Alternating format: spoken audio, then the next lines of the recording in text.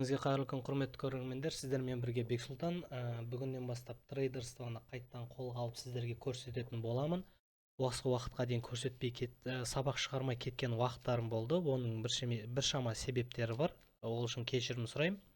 Бірақ соңғы 1-2 айда уже жалған ақпарат сататын, даже тегін жатқан ақпаратты сіздерге 200-300 мыңға сататындар көбейіп кетіпті. Соның алдын алуымен сіздерге осы каналда сіздерге тегін ақпараттар, өте көп ақпараттар тегін түрде сіздерге көрсететін боламын. Сол үшін осы каналға тіркеліп, сабақтарымды өткізбей, алдыңға түсіріліп кеткен сабақтарымды көрсеңіздер болады. Ол жердегі керекті ақпараттар өте маңызды. Сол жердегі ақпараттарды мен сіздерге тегін жеткізіп берген болатынмын, ал олар оны сатып жатыр. Сіздер оны сатып алып жатсыздар. Сол үшін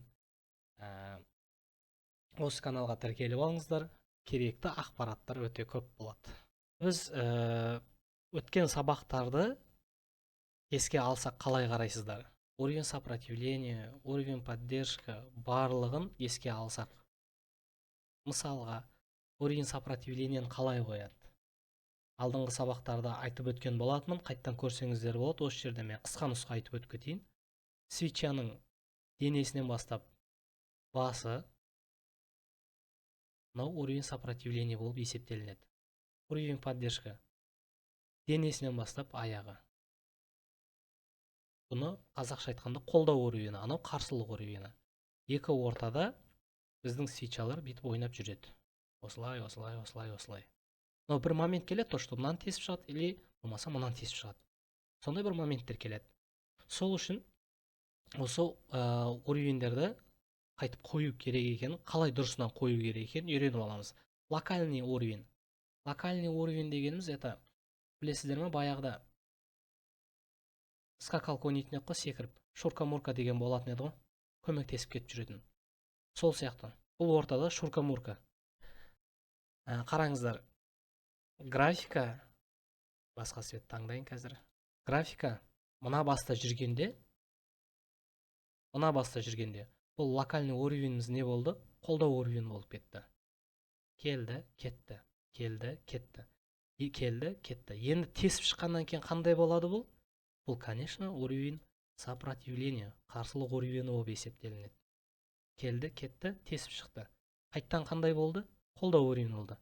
Келді, кетті, қайттан тесіп шықты. Енді ортада не болды? Уровень сопротивления болды.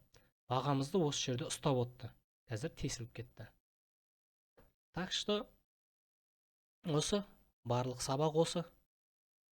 Келесі сабақтарда мен сіздерге мына объеммен жұмыс істеуді, мына кластермен жұмыс істеуді үйрететін боламын. Қазір бұл қысқаша нұсқа сіздерге барлығын қайттан еске алу сабағы болды. Келесі сабақта кәдімгі сауда-саттық жасаймыз. Сосын кейбір астында комментарий жазып отыр, бұл харам ба, халал ма, там сондай. Мен сіздерге бірден айтайын, бұл харам. Халал деп отыр ғой барлығы, анау-мынау, это бұл харам. Бұл почти что, бұл ставка, кәдімгі футболға ақша тіккенмен бірдей бұл. Бұлды сауда-саттық деп атады ғой.